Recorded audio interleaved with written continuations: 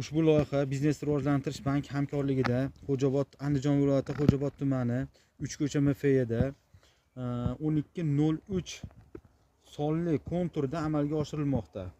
Bu yerda 15 gektarga sarimsoq piyoz ekilgan. Uzunligi 750 metr, eni 200 metr. Demak, atrofi terakzor bilan o'ralgan, fermer xo'jaliklari bilan chegaradosh.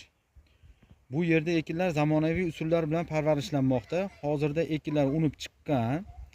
Ekinlarni yetishtirish 2025-sentyabr oyidan 2026-yil may oyiga qadar davom etadi. Yetishtirish jarayonida sug'oriladi, tabiiy va mineral o'g'itlar bilan oziqlantiriladi. Ushbu loyihada 90 ta dehqon xo'jaliklari ushbu loyiha 90 ta dehqon xo'jaliklari biriktirilgan. Har bir dehqon xo'jaligi uchun o'rtacha 20-15 sotikdan yer maydonlari to'g'ri keladi. Loyiha samarali amalga oshirish uchun lider tadbirkor biriktirilgan. Ushbu loyiha bo'yicha har bir gektardan 15 tonna hosil olish rejalashtirilgan. Mazkur ekin yig'ishtirib olingandan so'ng ikkinchi ekinga yuqori daromadli ekin turini ekish rejalashtirilgan.